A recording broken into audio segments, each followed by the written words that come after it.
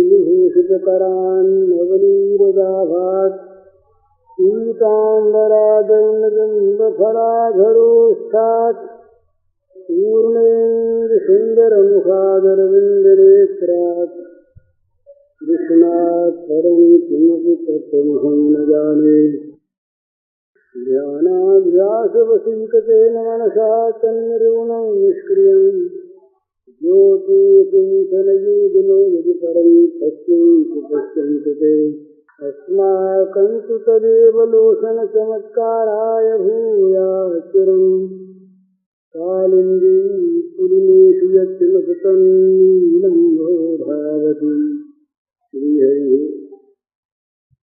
देता है अपने प्रभु को, ये प्रभु ने कराया, मैं किस ये देखा, ये केवल कहता नहीं, वो समझता है चाहिए, उसकी अनुभूति ऐसी होती है, उसको अपने में कमी दिखाई देती है।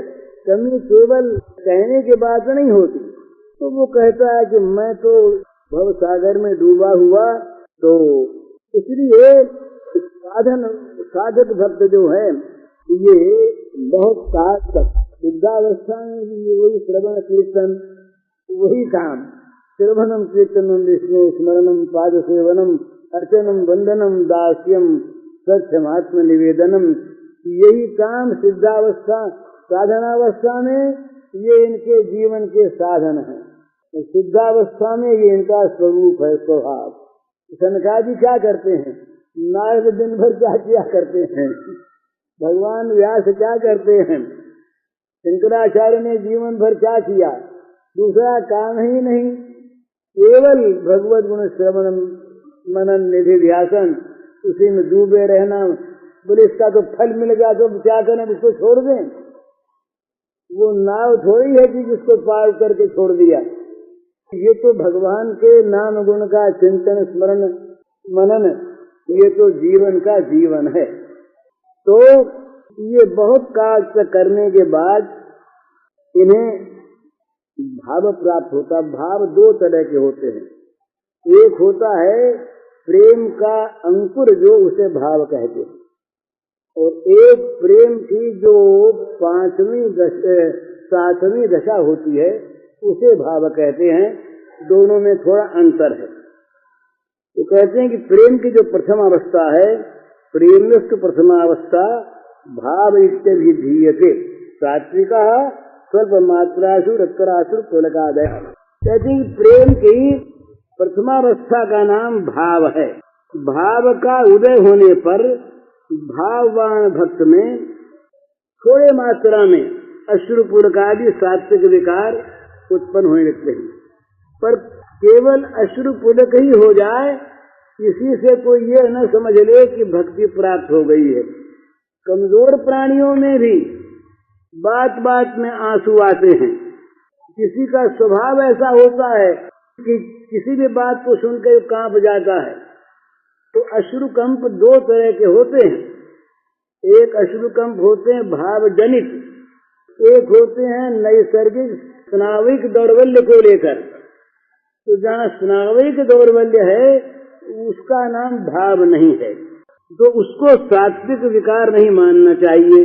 उसको अगर सात्विक विकार मानने और ये समझ ले बोले मैं तो हो गया, मेरे तो आंसू आने लगे, अब मैं तो सिद्ध हो गया। किसी किसी के आंसू बिल्कुल नहीं आते, लेकिन भावोद्गम होता है। उस दिन कथा सुनाई थी आपको, भट्ट जी थे, गदाधर भट्ट, दो हुए। तो वो भट्ट जी बड़ी सुंदर कथा कहा करते थे श्रीमद् भागवत की। उस कथा में जब कभी बड़ा सुंदर प्रेम का विषय आता, रस का विषय आता, तो उनकी वाणी से रस मंदाकिनी बहती, स्वाभाविक रस वर्षा होती। तो तमाम श्रोताओं के नेत्रों से आंसू की धारा बहने लगती। उनमें एक महंत आया करते थे। वो महंत बेचारे थे वास्तव में बड़े भावुक, बड़े प्रेमी, पर कुछ ऐसा उनका हृदय का काठिन्य था या क्या था, उनके आंखों में आंसू न आवे। तो केवल आंसुओं पर ही भक्ति का मोल तोल करने वाले लोग, आंसू आ गए तब तो प्रेम और आंसू ना आए तो प्रेम नहीं।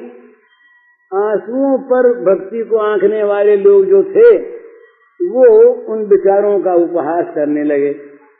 रोज रोज उनसे कहें, बोले तुम तो पत्थर के हृदय हो, तुम्हारा तो वज्र का हृदय है, इतनी सुंदर रस की धारा बहे और तुम्हारे जरा सा भी आंख में एक बूंद पानी बना आवे, तुम बड़े कठोर हो। अब वो बेचारा सुनते सुनते तंग आ गया, कथा में आए बिना रहा न जाए, और आए तो इस प्रकार से रोज रोज उपहास और रोज रोज व्यंग सुनना पड़े। तो बेचारे ने उपाय किया, लाल मिर्च पीस करके उसका चूर्ण बनाया, छान कर काजल का, में उसमें खौता नहीं था कि आप पे जमा नहीं लाया। तो वो उसने एक रुमाल में उसे काजल सरी था, वो चूर्ण था बड़ा नहीं, तो उसको बांध लिया, पोटली सी कर ली और रुमाल में लपेट करके जब वो रस की बात आवे, लोगों के आंखों में आंसू आवे, उस समय वो आंसू पोंछने के ढंग से और यूं ले करके उसको मिर्च वाली पोटली को आंखों में लगावे, तो मिर्च लगने से खामखा पानी आ जाए आंखों में से। तो दूर बैठने वालों ने तो सोचा कि अब तो ये भक्त हो गया, अब तो भक्त हो गया, देखो ना इसको भी आंखों में आंसू आने लगे और आंसू पोंछने लगा। लेकिन पास बैठे और जिनका काम कथा सुनना नहीं होता है ना, ये श्रोताओं में भी वक्ताओं में भी ऐसे लोग बहुत होते हैं। बोले ध्यान लगाने बैठो तो अपना ध्यान नहीं लगाएंगे, किसी से नहीं लग रहा है ये देखेंगे, स्वभाव की बात है। तो वो बेचारे जो पास बैठे समीप, उसको उनको मिर्च की भांस आई और कुछ पता अंदाज हुआ तो उन्होंने इतने भाप लिया जो तो मिर्च है। अब उससे रहा कैसे जाए? देखिए, ये मैं मजाक की बात नहीं कहता, ये मनुष्य के स्वभाव की बात कहता हूँ। जिनको परनिंदा परापवाद में आनंद आता है, वे परापवाद का मौका वैसे नहीं चूकते जैसे लोभी आदमी धन प्राप्ति का मौका नहीं चूकता। बड़ा रस आता उन्हें, तो वो बात उनकी देख ली कि ये मिर्च लगाते हैं आंखों के। अब उनसे कब कथा जल्दी पूरी हो तो जल्दी से जल्दी ये बात कहें महाराज जी से कि देखो वो कितना धूर्त है और कितना गंभीर है। अब कथा तो महाराज जी समय पर ही समाप्त करे, पर इन सब कथा तो भूल गया ये। अब जल्दी से कहें ये बात इसके मन में आई।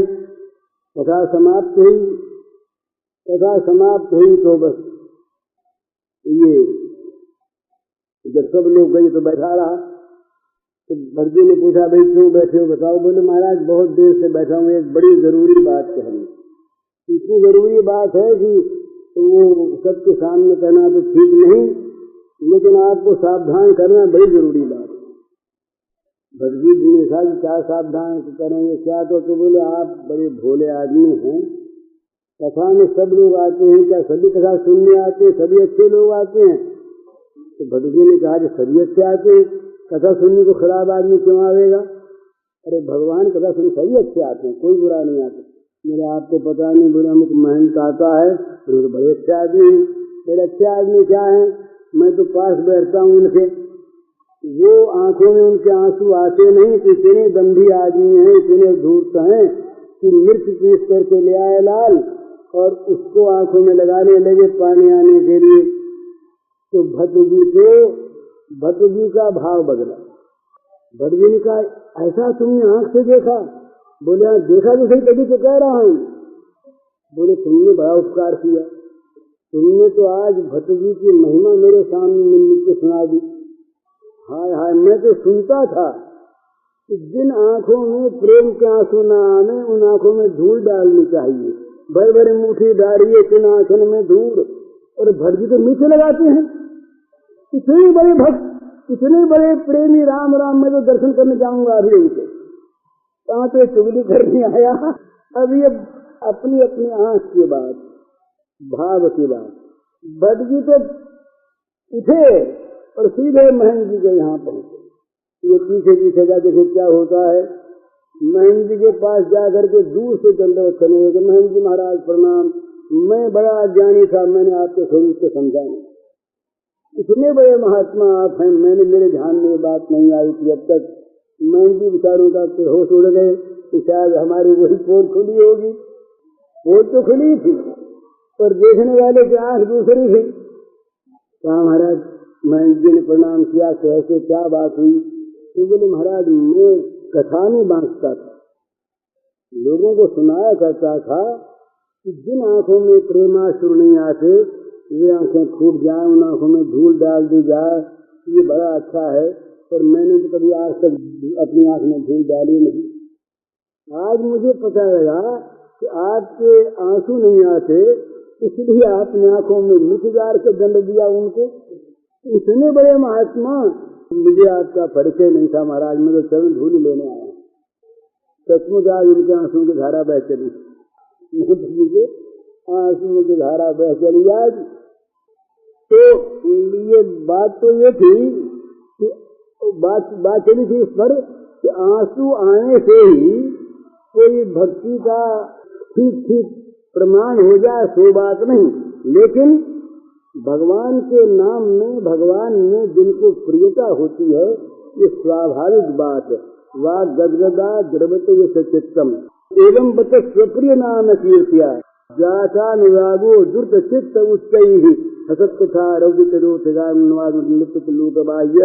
जहाँ भी प्रेम होता है, प्रेमी का जहाँ प्रेमास्पद के साथ मानस मिलन होता है स्मृति के रूप में, वहाँ तन में रोमांच होना, पुलकित हो जाना, आंखों में अश्रुपात होना, हृदय का द्रवित हो जाना, ये एक लक्षण होता है। ये फाटहु फूटहु नयन जड़ऊ सुतन कही काम द्रवई स्रवई तुल करी नहीं तुलसी सुनिरत राम। भगवान राम का स्मरण होते ही जो हृदय द्रवित नहीं हो जाता वो फट जाना चाहिए। ये फाटहु, जिन नेत्रों में अश्रुपात न हो वो आंखें फूट जानी चाहिए, और जिस शरीर में पुलकोद्गम न हो, रोमांच न खड़े हो जाए, उस शरीर को जल जाना चाहिए। ये फाटहु फूटहु नयन जड़ऊ सो तन कही काम द्रवई स्रवई पुल कई नहीं तुलसी सुमिरत राम। तो ये स्वाभाविक प्रेमी को जब प्रेमास्पद का स्मरण होता है तो एक अभिनव आनंद मिलता है। वो आनंद मिलनानंद की अपेक्षा भी कहीं अधिक होता है। इसका पता भुक्त भोगियों को ही है, अथवा अच्छी भाषा में कहें तो अनुभवी लोगों को है। भुक्त भोगी का अर्थ ये कि जो भगवान के विरह की ज्वाला में जलते हैं, जो इस ज्वाला में जले उनको पता है कि इस ज्वाला में कितनी शांति है, इस आग में कितनी ठंडक है। माही पर्याते महारस माने देख नारा दाझे जो में। गुजराती का पद है, प्रेम पंच पावक ने ज्वाला भाली पाछा भागे जो ने माही पर्या के महारस माने देख नारा दाझे जो ने। कहते हैं कि जो प्रेम का पथ है ये अग्नि की ज्वाला है, लपट उठ रही है भयानक, तो इसको देखते दूर से भाग जाते हैं जो लोग अपने को बचाकर प्रेम करना चाहते हैं। वो ये समझने के बाद अपने को बचाकर प्रेम नहीं होता, अपने को खोकर प्रेम होता है। अपने लिए प्रेम नहीं होता, प्रेमास्पद के लिए प्रेम होता है। ये प्रेम का स्वरूप है। तो अपने को बचाकर जो प्रेम करना चाहते हैं वो तो प्रेम की अग्नि को देखकर भाग जाते हैं, लेकिन इस आग में जो कूद पड़ते हैं माही पर्या, बस उनको सरस रस वो शीतल स्निग्ध वो अमृत रस प्राप्त होता है कि वो निहाल हो जाते हैं। और जो दूर से देखते हैं देखनारा दागे, देखने वाले जलते हैं। तो ये वास्तव में ऐसी बात है कि प्रेम का ये स्वरूप है कि प्रेमास्पद की स्मृति से प्रेमास्पद में भावांकुर उत्पन्न हो जाने पर स्वाभाविक अश्रुकम ये होते ही हैं। तो कहते हैं कि ये अंतःकरण जो है ना, उसमें जितना जितना त्याग आता है उतनी उतनी सात्विकता आती है। तो सात्विक भावों के उदय के कारण से और चित्त में ये चीज आती है। ये श्री कृष्ण के भाव से जब तक चित्त आक्रांत नहीं होता तब तक असली आंसू नहीं आते, असली कंप नहीं होता। तो जैसे कहते हैं कि सूर्योदय से कुछ पूर्व ही जब पूर्व गगन पूर्वाकाश जब अरुणित होता है उसी समय जगत का अंधकार दूर होने लगता है, हिंसक जंतु सब भागने लगते हैं रात्रिचारी। इसी प्रकार प्रेम के सूर्योदय होने के कुछ पूर्व ही साधक के हृदय में भगवान श्री कृष्ण के प्रेम की अंश छटा अरुणित होती है, वो लालिमा आ जाती है। उसी समय ज्ञान का अंधकार दूर होने लगता है। कामना वासना विषयाभिनिवेश इत्यादि जो महाहिंसक जंतु हैं जो दिन रात हमारे जीवन को खाए जा रहे हैं, ये सब भय से भागने लगते हैं। इस पूर्वावस्था का नाम भाव। तो श्रवण कीर्तन आदि साधन ये भक्ति के अंगों का याजन करके करके इस भाव की प्राप्ति होती है। कहते हैं विषय वासना ये सगुण निर्गुण भगवान क्या है क्या नहीं, ये तो हम लोगों की पीछे वालों की गड़बड़ी की बातें हैं। कभी गोपियों के मन में आया क्या कि ये भगवान है भगवान नहीं है? पर क्या भगवान की मान्यता उनके मन में नहीं भी थी क्या कभी? और होने पर भी क्या वो भगवान को भगवान मानती थी क्या? दोनों ही बात ये, जैसे भगवान ने परस्पर विरोधी गुण एक साथ रहते हैं, विरोधी धर्म गुणाश्रय भगवान है, इसी प्रकार इस प्रेम में यहाँ कहते हैं नखल गोपिकानंदनी भगवान अखिल देह नाम अंतरात्म दिखन साथितु दिक्कत सकल सत्यताम बोले। कौन सी चीज बात रही है? नखल गोपिकानंदनो भगवान अखिल देह नाम अंतरात्म ज्ञान है कि नहीं? लेकिन इस ज्ञान को लेकर के वो कहीं भगवान भगवान थोड़ी कहती है, न उसमें ज्ञान में वो न तत्र महात्मा स्मृत्यागवाद है। नारद जी का सूत्र है, यथा वृद्धि गोपिका नाम कहने के बाद नारद जी कहते हैं कि उसमें ये महात्मा की स्मृति का पदार्थ नहीं है, भगवान तो है ही। ये गोपियां कोई बद्ध थोड़ी थी, ये संसार से मुक्त रही, मुक्त होने पर ही तो भगवत प्रेम मिलता है। संसार के विषयों के कीड़े हम लोग जो हैं वो प्रेम की बात भले ही कर लें, प्रेम मिलता कहाँ? जहाँ भोगों पर हमारी दृष्टि ललचा कर जाती है, जहाँ संसार के रूप रस गंध हमारी वृत्तियों को खींच लेते हैं, वहाँ भगवत प्रेम कहाँ है? प्रेम की बात करते हैं अच्छी चीज है। तो श्रद्धा का ये स्वरूप है। श्रद्धा सुदृढ़ विश्वास का नाम श्रद्धा है। श्रद्धामान आदमी जब भजन करने लगता है तो भगवान उसके पास साधु भेज देते हैं। साधु संग, भगवान उसके पास साधु संग का अर्थ भी यह है कि जिसके संग से हमारे जीवन में साधुता आ जाए, बस सीधी बात है। साधु का संग, ये कौन कैसा महात्मा है कौन कैसा महात्मा नहीं, ये छानबीन करने का, निर्णय करने का अपना न अधिकार न योग्यता।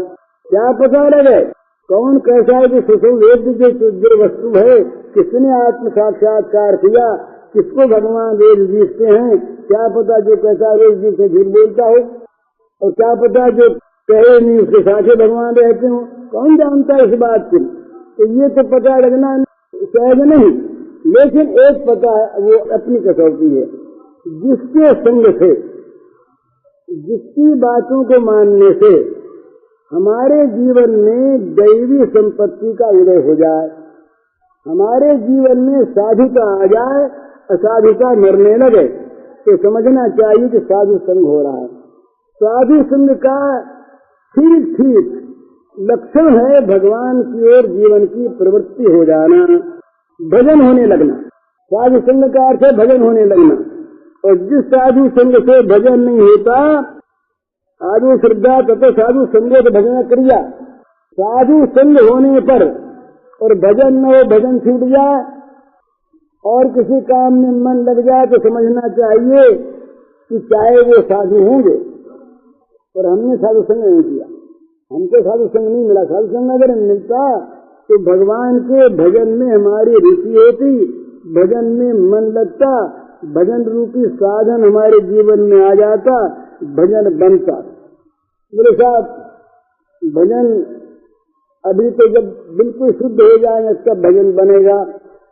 अरे शुद्ध तो भजन करेगा। ये एक बड़ी बाधा होती है मनुष्य के जीवन में। वो समझ लेते हैं अपनी, बोले साहब भजन कैसे करें, हम तो पापी हैं और पापी के द्वारा भजन होता नहीं, ये पहले शुद्ध हो जाएंगे तब भजन करेंगे। शुद्ध तो शुद्ध बनोगे कैसे भजन के बिना?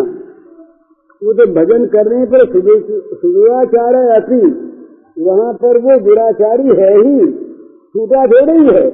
पर वो जब भगवान के सामने त्राही त्राही कर उठा, एकमात्र भगवान को शरण्य मानकर, तब भगवान ने कहा कि बस शिक्रम भय धर्मात्मा शांत साधु समंतव्य, साधु मान लो उसे। तो अनर्थ की निवृत्ति भजन के बाद होती है, ततो अनर्थ निवृत्ति स्यात्। जब भजन होने लगता है पहले होती है श्रद्धा, श्रद्धा के बाद श्रद्धा के मोटा रूप समझिए 3 श्रद्धा है। श्रद्धा में 3 बात होनी चाहिए, बहुत प्राइमरी क्लास की चीज, बड़ी सुंदर सत्य काम के। भगवान है, ये सबसे पहली बात। भगवान है ही नहीं, भगवान के होने में संदेह है तो भगवान का भजन कोई कैसे करेगा, फालतू बात। भगवान है और भगवान की प्राप्ति होती है, दूसरी श्रद्धा। और मुझको भगवान की प्राप्ति होगी ही, ये तीसरी श्रद्धा। ये श्रद्धा हो, ये जब होगी तब प्राप्ति कैसे हो, इसके मार्ग जानने वालों की खोज होगी। वो बतावे, वो भगवान की डगर बतावे कोई, जिस मार्ग से हम वो करके जाएं, तब साधु की खोज होगी। साधु की खोज बिना श्रद्धा का नहीं होगी। जब साधु की खोज होगी तो साधु बतावेगा साधन, इस प्रकार भगवान का भजन करो। वहाँ पर अगर विवाद करने लगे, बोले ये तो महाराज ठीक नहीं, ये तो आपकी के बाद उनसे नहीं मिलती, ये उनसे नहीं मिलती, वो बेचारा साधु है तो कहेगा अच्छा भाई दूसरी बात मान ली। और कहीं विवाद में पड़ गए तो मारे गए, वो भी और वो भी दोनों ही। तो साधु के कहे अनुसार से भजन करना, भजन के बिना ये आगे नहीं बढ़ा जाता। बारी मथे बई हो घट सिकता से बई तेल, बिन हरि भजन न भर करिए, ये सिद्धांत या तेल। ये तेल खाते की बात हम लोग बहुत करते हैं। तो साहब हमसे तो भजन तो होता नहीं, हम तो बस करने आ गए, भगवान सारा काम कर देंगे। अरे भगवान कर देंगे, तुम्हारे अकेले का क्यों कर देंगे? भगवान सबका क्यों नहीं कर देंगे? क्या आपत्ति है? भगवान सर्व समर्थ है, अगर वो बिना किसी कारण से करना चाहे तो सभी क्या कर दें।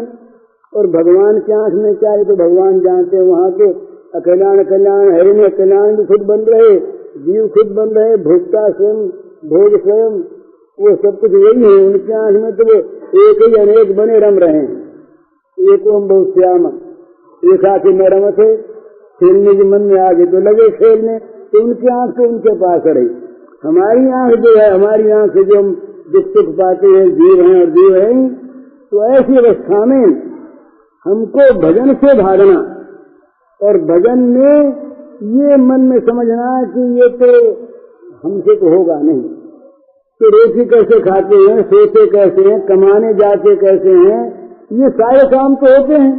उन कामों में तो आलस प्रमाद आता, तब भी फिर सावचेत होते हैं।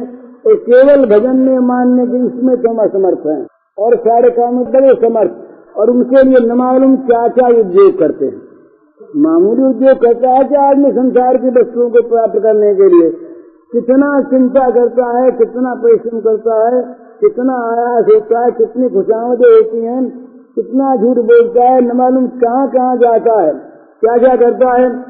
कि भगवान का भजन न हो, ये केवल और केवल हमारे प्रमाद की बात है, ये हमारी बदमाशी है, ये हमारे मन का धोखा है कि हमसे भजन क्यों नहीं भजन होता। अगर उसमें हमारी रति है, अगर हमारी रुचि है तो भजन होता क्यों नहीं? ये कहा जाएगा कि रहा नहीं जाता, भजन करना नहीं पड़ता। जब भजन होने लगता है भजन छूटता नहीं। छूटे कैसे? अगर कहीं श्वास रुके तो भजन छूटे, दम कहीं रुक जाए तो कैसी व्याकुलता होती है। इसी प्रकार तद विस्मरणे परम व्याकुलता, तदर्पिता अखिलाचारिता, तद विस्मरणे परम व्याकुलता। जिस समय भगवान की स्मृति हो जाए, क्षण भर के लिए भी भगवान चित्त ऐसे अलग होते दिखाई दें, व्याकुल हो जाए तो भूले कैसे। भूल राजा से किसी ने कहा तो प्रेम संकट में आया, बोले तुम भूल जाओ ना। अरे जो इतने निष्ठुर हैं, जो याद भी नहीं करते, तुम्हारी क्या दशा हो गई, तुम भूल जाओ। तो राधा ने कहा कि मैं कौन सा याद रखने का अभ्यास करती हूँ। ये प्राण जो है ना, ये प्राण कृष्णमय हो गए हैं। ये प्राण उन्हें भूलते नहीं, प्राण उन्हें छोड़ना चाहते नहीं। मैं छोड़ूं कैसे? इसका नाम है भजन। भजन जो है ये पहले पहले तो किया जाता है, फिर किया नहीं जाता। हम शरीर का भजन दिन भर करते हैं, सोते सोते करते हैं, रात दिन शरीर की सेवा में लगे रहते हैं हम। और काम ही क्या, हमारे दो ही काम है संसार में, शरीर को आराम मिले, नाम का नाम हो। दोनों मिथ्या चीजें हैं भला। हम जानते हैं शरीर का निर्माण माता के उदर में हुआ और शरीर नष्ट हो जाएगा, आत्मा उसके बाद ये रहेगा। तो ये पीछे से बनी हुई चीज ये हम तो नहीं है। और नाम तो ये तो प्रसव के बाद रखा गया, और न मालूम कितने बदले जाते हैं नाम। हम खुद बदल लेते हैं, लोग बदल देते हैं, आश्रम बदला, नाम बदला, कभी बना उपनाम रख लिया, नाम बदल गया। नाम में क्या, तो नाम ये मिथ्या आरोपित वस्तु, किंतु इस नाम रूप का भजन हम कितना करते हैं। देखिए बड़े बड़े बुद्धिमान, बड़े बड़े विद्वान लोग जो बहुत बड़ी बड़ी ज्ञान की बातें जानते हैं, कहते हैं, सुनते हैं, वे भी बहुत अंश में, बहुत अधिकांश में, महात्मा लोग तो सभी जगह होते हैं, अधिकांश में वो नाम रूप के भजन में लगे। व्यक्तित्व सामने आता है, भगवान का अस्तित्व नहीं आता। व्यक्तित्व और वस्तुत्व ये सामने रहते हैं, भगवान का अस्तित्व व्यक्तित्व और वस्तुत्व को खा जाए ये नहीं होता। तो ये बड़ी कठिन बात है कि भजन जो है ये नहीं होता, ये किसी को नहीं कहना चाहिए। ये पोल है, मन का धोखा है। ये कहना चाहिए कि भजन हम करते नहीं, करें तो क्यों नहीं होगा। हम भजन के लिए प्रयास करें तो भजन क्यों नहीं होगा। जीव अपने पास है, भाई कोई कहे कि हम 1000 रुपया कमाएंगे आज, तो कमाना तो अपने हाथ नहीं है। 1000 रुपये कमाना अपने हाथ नहीं है। वैसा कोई काम मिल जाए तो कमाया जाए, पर हम आज सवेरे कहें हम 1000 नाम लेंगे और नाम लेके उठेंगे तो कौन रोकता है। घर वाले काम करने से अगर आप बाज जाएंगे तो रोकेंगे, भैया फालतू हो गए। हम कहते रहे जीव नाम जबकि रख लें तो नाम बेचारा क्या करे। और कर्म का विनोद में मैं तो कहा करता हूँ कि नौकरी मिलना कठिन है और भगवान का मिलना सहज है। फल के रूप में 1000 चेष्टा करें, 1000 क्या करें, नहीं मिल, पर भगवान कर्म के फल तो है नहीं कि आप कहीं जाके अंकुरित होगा और फिर पल्लवित होगा, पुष्पित होगा, फलित होगा, ये तो है नहीं। वो तो चाह की वस्तु है, जहाँ चाहिए वहाँ है, जब चाहिए तब है, और जिसको चाहिए चलिए। सदा है, सर्वत्र हैं, सबके हैं, तो उनके मिलने में क्यों विलम्ब है। हमारी चाह नहीं है तो भगवान का भजन होता नहीं। ये बहुत हमारे पास रोज ही ऐसे ऐसे भाई बहन आते हैं तो कहते हैं, बोले बहुत मन तो बहुत करता है पर भजन होता नहीं। वो अपनी जान में सच बोलते हैं, उन पर मैं आक्षेप नहीं करता, उनकी इच्छा भी है, पर सच्ची बात यह है कि जिस लगन से हम संसार की चीज को देखते हैं उस लगन से हम भगवान को नहीं देखते। अगर देखते होते तो जैसे संसार की चीज नहीं भूली जाती, उसी प्रकार भगवान नहीं भूले जाएंगे। उनका भजन अपने आप होगा, और जब भजन होने लगेगा तो अनर्थ निवृत्ति हो जाएगी। अनर्थ जो है ना ये वहीं तक रहते हैं जहाँ तक भजन नहीं होता। भजन होने पर तो मैं बोल रहा भैया, भजन होने पर अनर्थ की निवृत्ति हो जाती है। तो ये महात्मा लोग जो थे भजन के बाद सनातन गोस्वामी वगैरह की, रघुनाथ गोस्वामी वगैरह की निष्ठा के लिखते हैं 7.5 प्रहर जाए भक्तिर साधन, 4 दंड विश्राम साहो नोहे कौन दिन। कहते हैं कि 7.5 प्रहर से जाते हैं रात दिन में भजन में, और 4 घड़ी ये केवल ही विश्राम के लिए इनको मिलती है, सो भी किसी दिन नहीं। तो इस प्रकार की भजन में उनकी निष्ठा हो जाती है, पर रुचि होती है। भला रुचि का अर्थ क्या है? स्वाद लगे। एक होता है अभ्यास का भजन, एक होता है मिठास का भजन। अभ्यास के भजन में कभी कभी जीव नहीं मिलता है। अभ्यास होने पर जो होने लगता है कि अभ्यास बस होता है, इसमें स्वाद नहीं आता। अभ्यास बस होने लगता है, भाई जीव का की आदत पड़ गई, बोले कि बड़ा अच्छा है, अभ्यास से होना बड़ा अच्छा है। पर जब रुचि हो जाती है तो वो तो अच्छा है, उसको मीठा लगता है, स्वाद आता है, उसके सिवा जो कुछ है वो खाने लगते हैं। ये भजन में रुचि का ये स्वभाव है।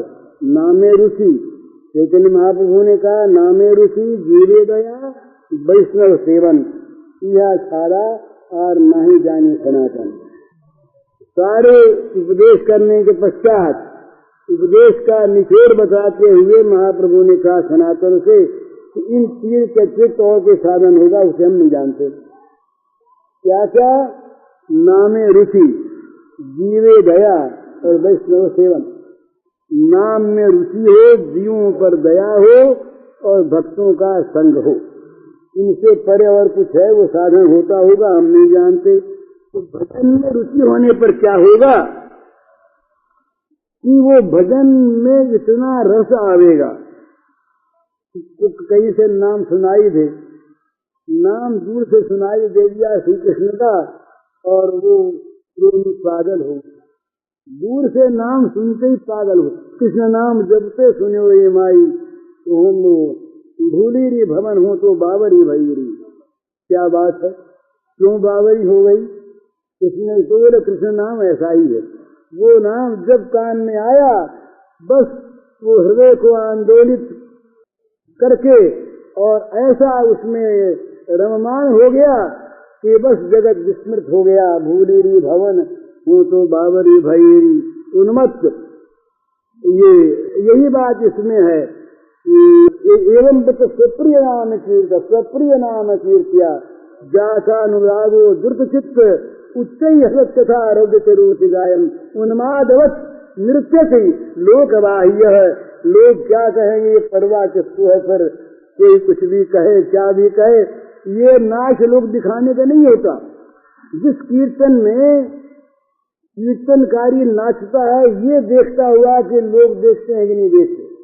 तो नृत्य के बाद लोग क्या कहेंगे, कितना अच्छा कीर्तन हुआ। उसमें कीर्तन का की उन्मत्तता नहीं है, कीर्तनोन्माद नहीं है। कीर्तनोन्माद जो होता है वो कितना विलक्षण ये महाप्रभु के जीवन में आता है। ये जब निमाई पंडित रहे, चैतन्य नहीं बने, उस समय के बाद ये बड़े महाराज न्याय के पंडित थे और विषयों के रही जो अत्यंत रूक्ष विषय है। उस न्याय के पंडित और शास्त्रार्थ में बड़े प्रवीण, ये जब गया से लौटे, गया से लौटने के बाद वो सारा न्याय जो था वो खो गया। पाठशाला में बैठे बड़े बड़े अच्छे अच्छे न्याय के विद्यार्थी पंडित सामने बैठे उनसे पाठ लेने के लिए। ये पाठ लेने बैठे और ये बोले कृष्ण केशव कृष्ण केशव कृष्ण केशव पाहि मां राम राघव राम राघव राम राघव रक्षवाम। विद्यार्थियों ने कहा गुरुजी पाठ, बोले पाठ ही तो पाठ तो सिखा रहे हैं, दूसरा पाठ आया नहीं। वे सब के सब दूसरे दिन डेपुटेशन बना करके गए निमाई पंडित के गुरु जी के पास।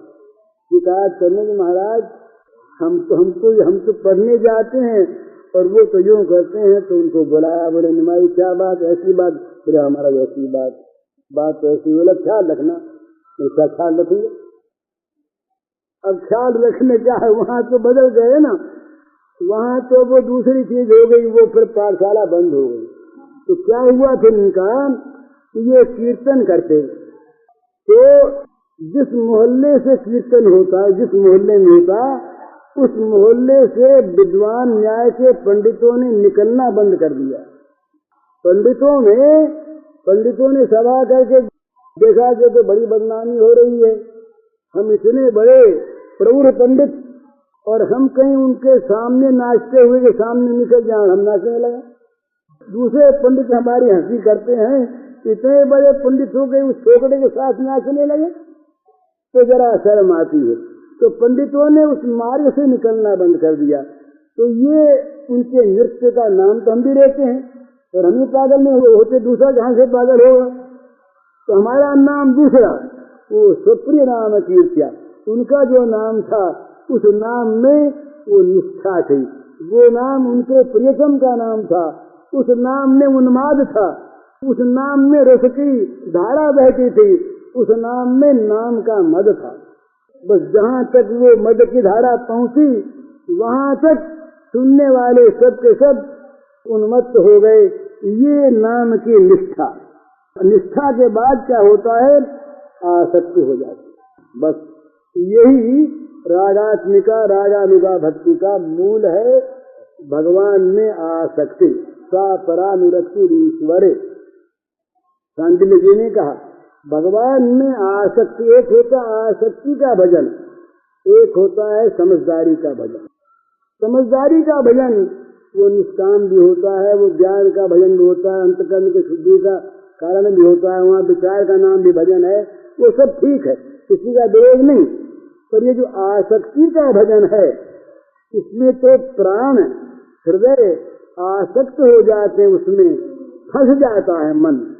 फंसावट, जिसको मन की फंसावट कहते हैं, वो फंसावट हो जाती है, वो निकाले निकलती नहीं, हटाए हटती नहीं, मिटाए मिटती नहीं, वो नित्य नित्य हो जाती है। और सदा वो आसक्ति, जगत की आसक्ति, जगत की वस्तुएं, ये सारी की सारी ये अपूर्ण है और नष्ट होने वाली है, परिवर्तनशील है, इसलिए इनकी आसक्ति ठहर नहीं सकती। पर भगवान ये नित्य नवायमान है, नित्य नूतन है, इनका सौंदर्य माधुर्य नित्य नवीन रूप में परिवर्तित होता रहता है। असमोर्थ उज्ज्वलता को लेकर वो उन्नति के शिखर पर जाता रहता है, शिखर कभी आता ही नहीं। तो इस प्रकार से भगवान के सौंदर्य माधुर्य के प्रति जब आसक्ति पैदा हो जाती है, तो आसक्ति पैदा होने के बाद फिर भाव पैदा होता। ये भाव जो है, ये प्रेम की प्रथम अवस्था का नाम है। ये भाव जब पैदा हो जाए तब समझना चाहिए कि हम प्रेम के नगर के द्वार में प्रविष्ट हो गए। तब तक बाहर ही बाहर है, लेकिन बाहर भी अगर उसकी सीमा में आ गए हैं, तो सीमा में तो जब भजन होने लगता है और जब उन साधुओं का संग, प्रेमी साधुओं का, भजनानंदी साधुओं का, साधु सब तरह के होते हैं, बड़े भारी योगी होते हैं, उनका संग भी बड़ा अच्छा, योग मार्ग वालों के लिए किसी का विरोध नहीं। पर ये भजन वालों का जो संग है ना, जो प्रेम पूर्वक भगवान का भजन करते हैं, इनकी महाराज बड़ी महिमा। भागवत कार तो महाराज क्या क्या भागवत का सिद्धांत है, ये तो सुखदेव जी जानते होंगे, व्यास जी जानते होंगे, अपने को पता नहीं, ये महात्मा लोग जानते होंगे जो इन पर टीका करते हैं, अपने को तो पता होता कुछ भी है नहीं। शब्दों को सुनते हैं तो बड़े प्यारे लगते हैं। तुलयाम लवेनाति न स्वर्गम न पुनर्भवम भगवत संग संगस्य मर्त्यानाम सुमताशिष। कितनी बढ़िया बात।